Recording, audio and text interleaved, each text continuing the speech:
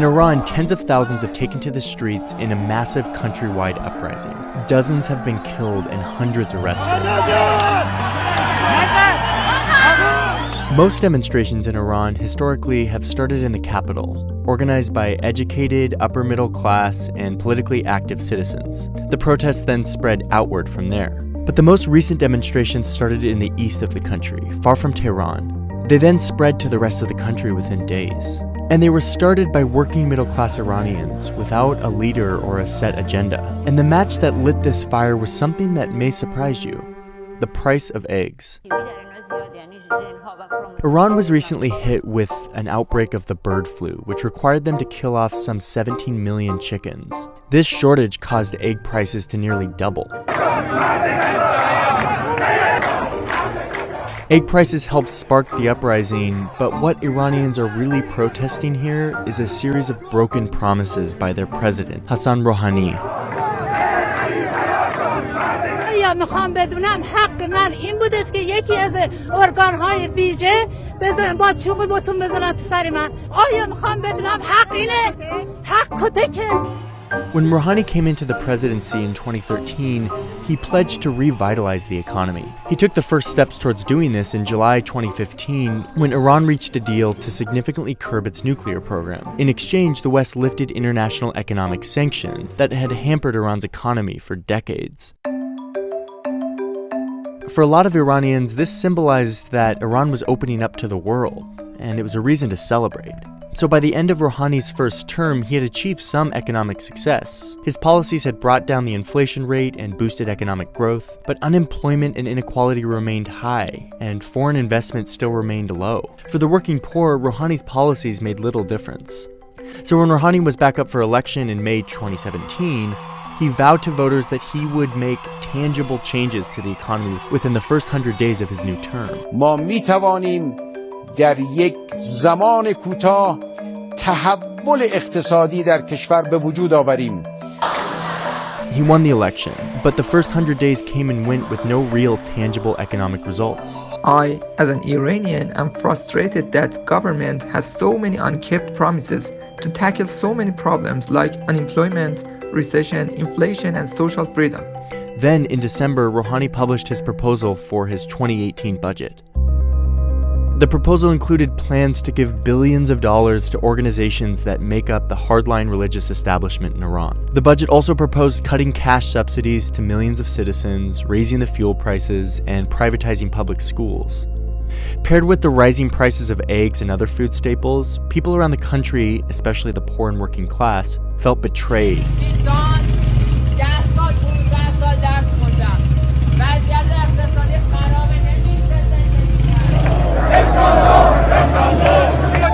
Protests erupted, quickly turning violent.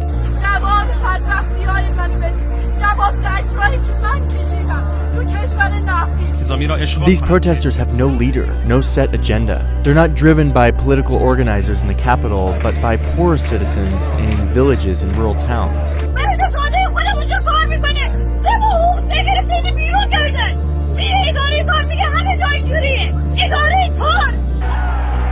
Iran has a history of massive street protests transforming its society.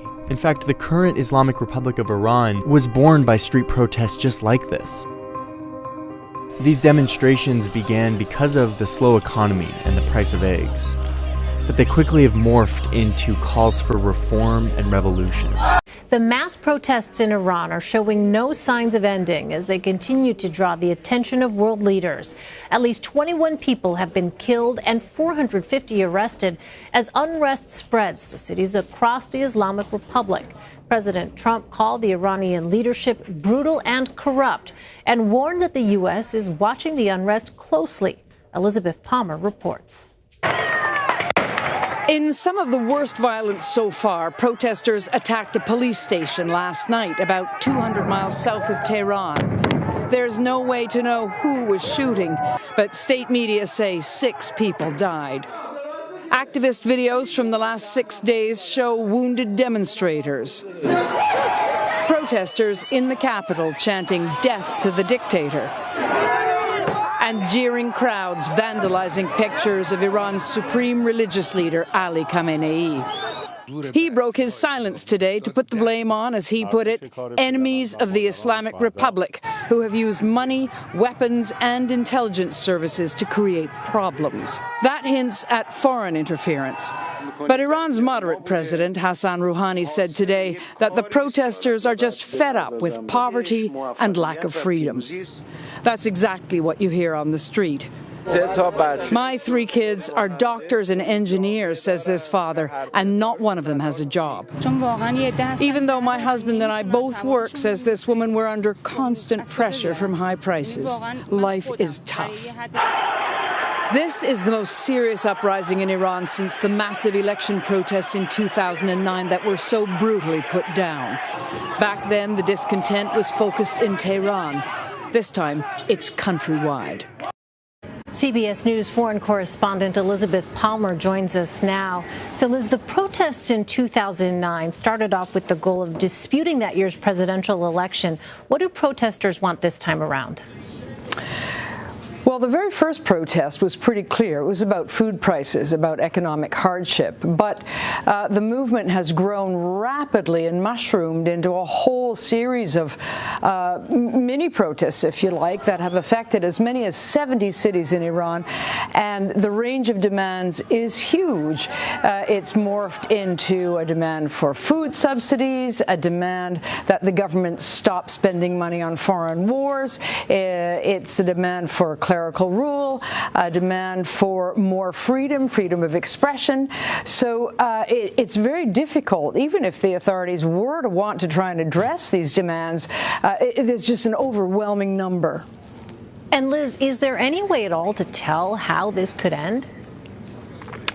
There really isn't. You know, part of the problem is that information is trickling out very slowly. So the videos we're seeing now are from a day ago.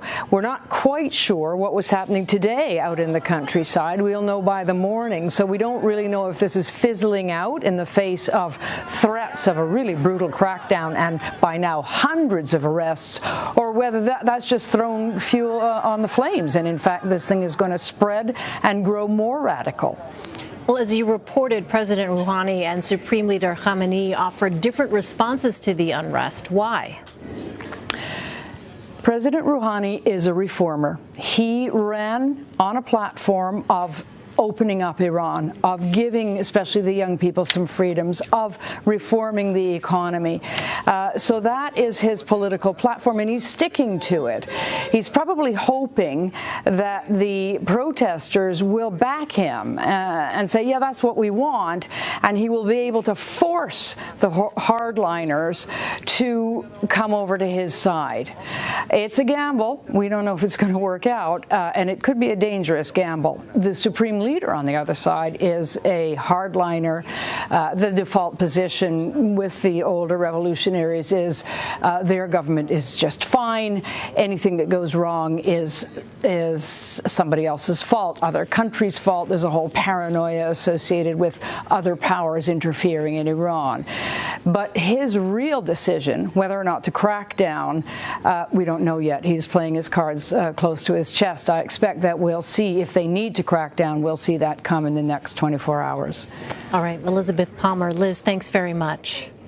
War of words escalates at a United Nations Security Council meeting called by the US after several days of violent protest in Iran.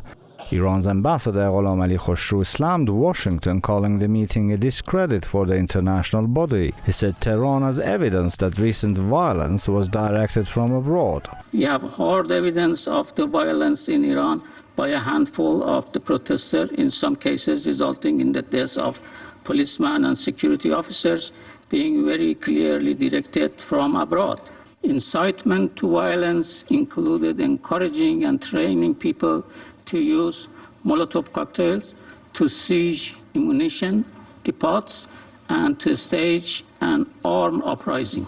Iran's foreign minister, Mohammad Javad Zarif, has also slammed the US for its, quote, naked attempt to hijack the Council's mandate. The US push for a Security Council meeting on Iran has been met with criticism from Russia as well.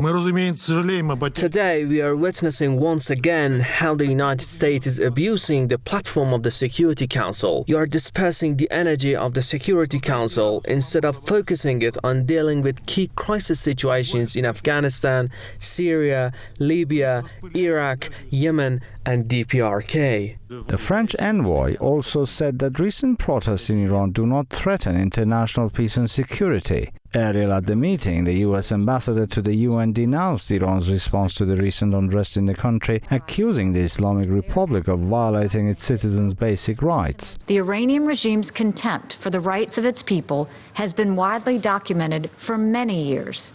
The people of Iran have finally had enough, and they are showing it by taking to the streets. They are attempting to silence the voice of the Iranian people. We cannot allow that to happen. Some analysts believe that the U.S. is trying to exploit the situation to pressure the Iranian government. The U.S. is just looking for the slimmest of excuses to impose some kind of new sanctions on Iran.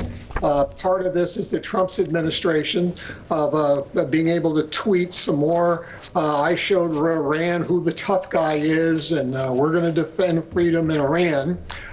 Which is a complete hoax. The meeting comes after days of protests in several Iranian cities, with people calling on authorities to resolve economic problems. Some of the rallies, however, turned violent after armed elements showed up among ordinary protesters to cause unrest and damage public property.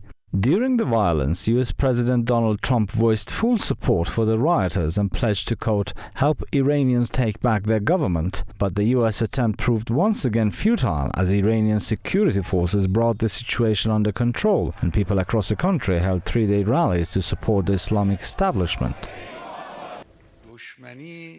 Leader of Iran's Islamic Revolution, Ayatollah Sayyid Ali Khamenei, says the enemies of the Iranian nation are grabbing every opportunity to cause troubles for the Islamic establishment. The leader made the remark in reaction to recent violence and riots in several Iranian cities. He said the enemies want to create the same crises in some regional countries, noting that they would have had no mercy on the Iranian people had they been allowed to enter the country. منتظر یک فرصت، منتظر یک رخنه است که از این رخنه وارد بشه. شما همین قضایای این چند روز رو مشاهده کنید. همه کسانی که با جمهوری اسلامی بدند. Ayatollah Khamenei said he would talk to the Iranian people in the due time about the violent protests. Earlier, government spokesman Mohammad Baqir Nobakht also condemned the violence, saying the riots were provoked and backed by Iran's enemies, as they praised and enjoyed them. The government spokesman said all citizens have the right to protest and express their criticism under the country's constitution. He, however, expressed Tehran's fierce opposition to violence and chaos. In any democracy, there is a big difference between the right to protest and riot. Just like any other government in the world, we respect people's right to protest. We have a responsibility to meet their demands, and we will do so. However, our democracy will never tolerate protests that turn into riots. Those who destroy public and private property or undermine our national security are breaking the law and will face justice. Our law-abiding citizens should never join them in these illegal protests. Several Iranian cities have been the scene of protests in recent days, with protesters calling on the authorities to resolve economic problems. Some of the rallies turned violent after protesters went on rampage at some places. President Hassan Rouhani says any criticism of the government should be made through lawful means, and that officials should heed the grievances of the protesters. To address the concerns of the protesters, the government has allocated several $1 billion to help improve the economy this year. The money will go to tackle air pollution, modernize public transport, create 700,000 new jobs, and fund small businesses in rural areas. The protests in Iran today were some of the largest that have been taking place in as many days. But these protests were not against the government. These were pro-government protests in the tens and thousands. Not that you would have coverage of this in the Western media, in particular, since the focus has been so much on the other protests, which in some cases was plagued with violence. Well, in this edition of the debate, we will cover the double standards on Iran, from the media to official figures like the U.S. President Donald Trump. Another massive show of support for the nation and the Islamic Revolution. Iranians across the country have held rallies to denounce the recent deadly violence and foreign backing of riots and express their support for the country's security and stability.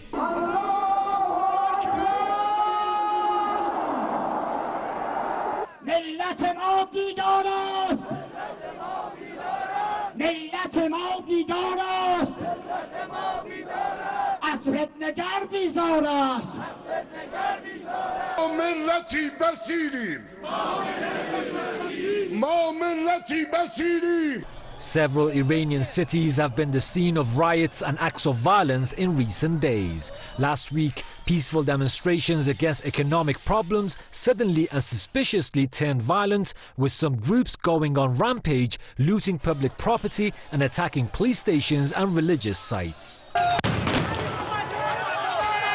Iran's President Hassan Rouhani and Foreign Minister Mohammad Javad Zarif, amongst others, have also strongly reacted to the foreign intervention. Zarif said the infiltrators will not be allowed to sabotage the rights of the people through violence. The recent incidents have once again proved that the US and its allies are seizing every opportunity to try their failed plots against Iran's Islamic establishment, which, according to the Iranian authorities, are part of their attempt to cover their political failures in the region. Happening right now, demonstrators are holding a rally outside the White House to show their support for protesters calling for political change in Iran. These are live shots from outside the White House at 1600 Pennsylvania Avenue. There's dozens, maybe hundreds of people, as you can see, gathering to bring attention to the anti-government protesters in Iran right now. Former Speaker of the House Newt Gingrich and members of Congress are expected to join the rally later on. For more insight on this, I want to bring in Blaise Mashhad. He's the Director of National Security at the Bipartisan Policy Center based here in Washington. Blaise, what can you tell us about these protests? So these are clearly protesters gathering in front of the White House, to show support for the protesters in Iran. Do you know anything about who these folks are? Yeah, well, we do know that the protests are being organized by a political opposition group that has been expelled from Iran and has been active in Europe and the United States for a while now. And they have a lot of high-level supporters, Newt Gingrich being one of them. This is the National Council of Resistance of Iran, right? That's exactly right. And so I think a large part of the people who are attending are members of that organization and their supporters, Iranians that have fled the oppression of the regime. I imagine who are now here in the U.S. I imagine there are other Iranian Americans who also support the general cause of the protesters in Iran, as well as some Americans. Some Americans, and maybe folks from, Washington, D.C. being the international city, it is fair to assume that there are folks from all over the world coming here, in a show of solidarity. Yeah, and look, I mean, the White House is, I think, a focal point whenever we see these sorts of mass movements.